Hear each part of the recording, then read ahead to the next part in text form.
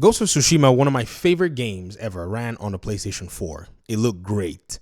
You could tell that a lot of work technically was invested into this particular title. Every facet of the game is just well done.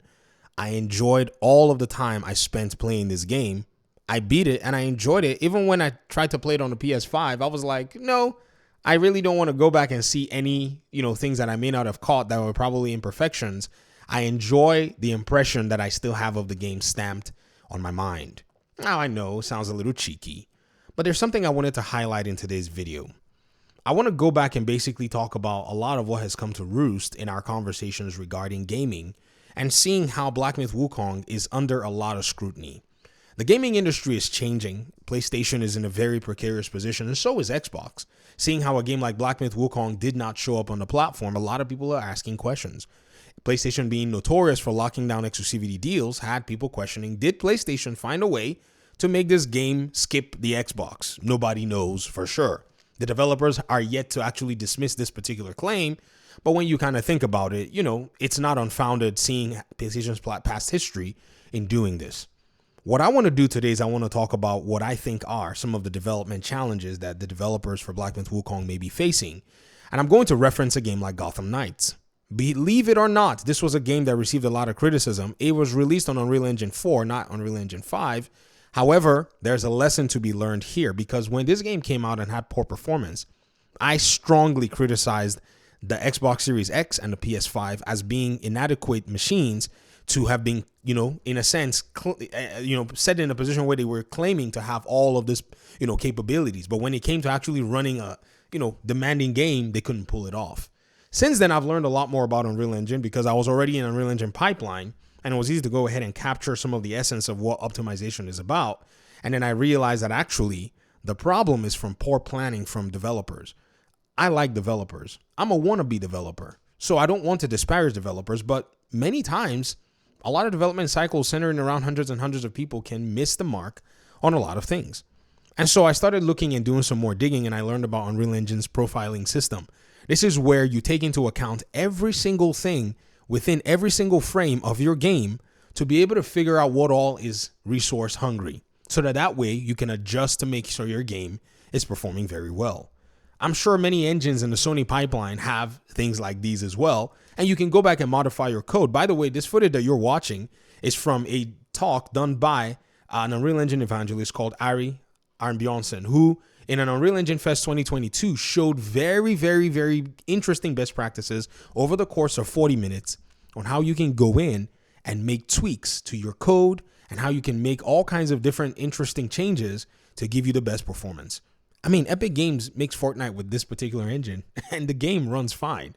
Have you ever wondered how they're able to do it and some of these other developers are struggling? Well, it's because they're planning properly.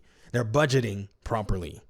I want to go back to the budgeting side and look at a remarkable landmark title called The Witcher 3. Not just The Witcher 3, but a particular aspect of The Witcher 3 called Blood and Wine DLC. In this GDC talk from back in the day, 7 years ago, one of CD Projekt Red's developers, Kasper Niepokolowski, I think that's how you say it, came out and talked about the process of building Beauclair from its early designs to the final phase. This is pretty much one of the biggest areas of their game challenge, and this was pretty much trying to add a DLC to a game that was launching around the PS4 time. So there was not enough hardware to power a lot of these games.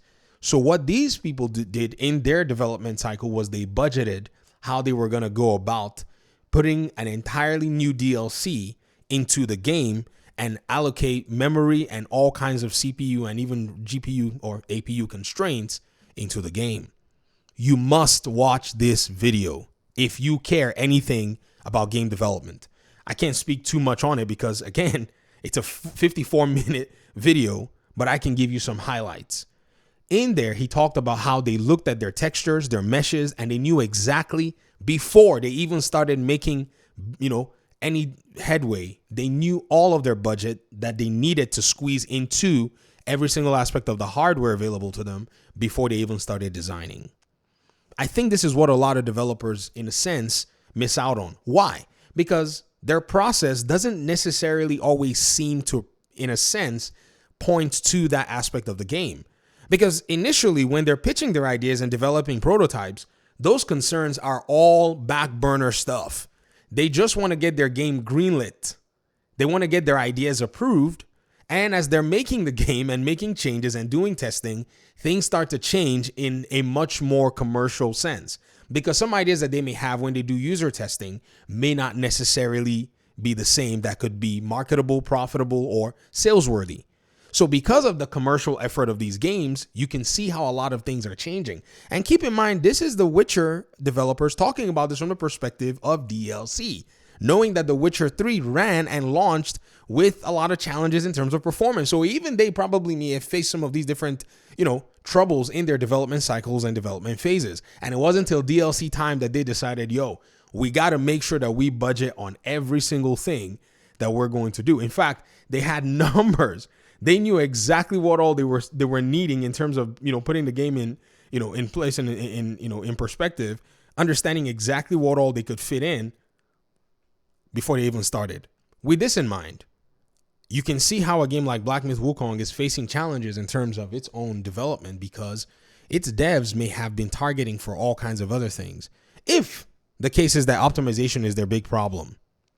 But even still, though, I think the developers have a sense in general as to, the overall and overarching, theme of their video games and what they can pretty much do with it on those platforms. I mean, they can look at other video game developers and see what they've done and realize that their game might be in a position where they can actually go ahead and make a game of similar size, similar scale, similar, gameplay mechanics that would actually work with those systems. And then at the end of the day, realize that, okay, we now need to go ahead and optimize and, take care of things once we're able to get systems and mechanics working and so on and so forth.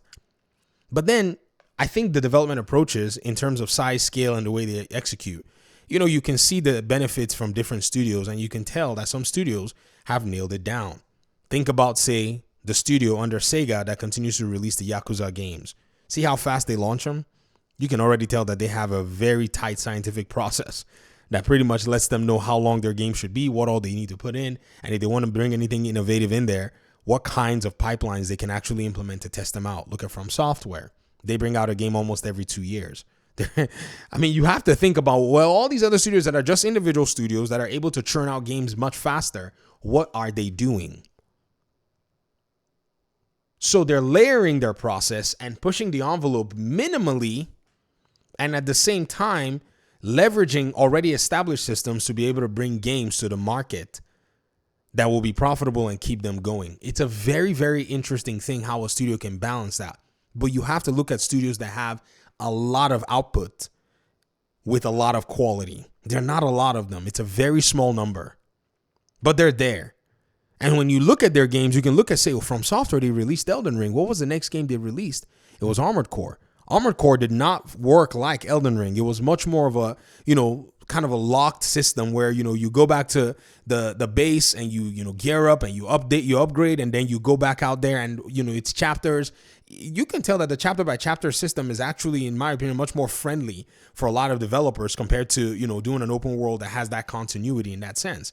And the open world continuity that you're seeing even from a game like Elden Ring is accumulation of things that they had learned from games like Dark Souls, which was not, open world like Elden Ring per se, but accumulation of understanding and knowledge on how they could bring stuff like that to everyone. And I think, again, this lends a lot more credence to the fact that the developers of Myth Wukong don't have the experience to be able to bring a game like they brought to the market in a way that met all of their possible commercial targets. And this is why we're all fighting. This is why we're all making these arguments and making all these videos, because the reality is, even as a developer said, they need, years and years of experience to be able to get a game like that into the Series S. He has, an element of truth to that. Even the PlayStation 5 version of the game not running in a pristine way already gives that away. It already does. You don't even have to wait for the Xbox Series S. What was the experience like on the PlayStation 5? A lot of PlayStation 5 users have already said, it wasn't the most pristine, experience for many of them. So at the end of the day, I strongly believe that there are many things that are missing in this whole conversation. Many, many things that are missing in this whole conversation. And Like I said, I like developers. I'm not here to disparage developers. Some people will say, you're disparaging developers by saying these things. No, I'm calling out the reality. I'm calling out what developers can actually start paying attention to as they're going into their video games so they can see where the market is actually demanding things from them. Because if they're not aware of these things, they're going to continue to harm their own interests. And at the end of the day, what are they going to go do? They're going to make games that nobody wants to play. That's not a good place for them to be. I know this was a much more technical discussion, but again, it's something that I'm really passionate about in that regard. I'd love to hear your thoughts in the comment section. Talk to me. Thanks for watching the video. Peace out.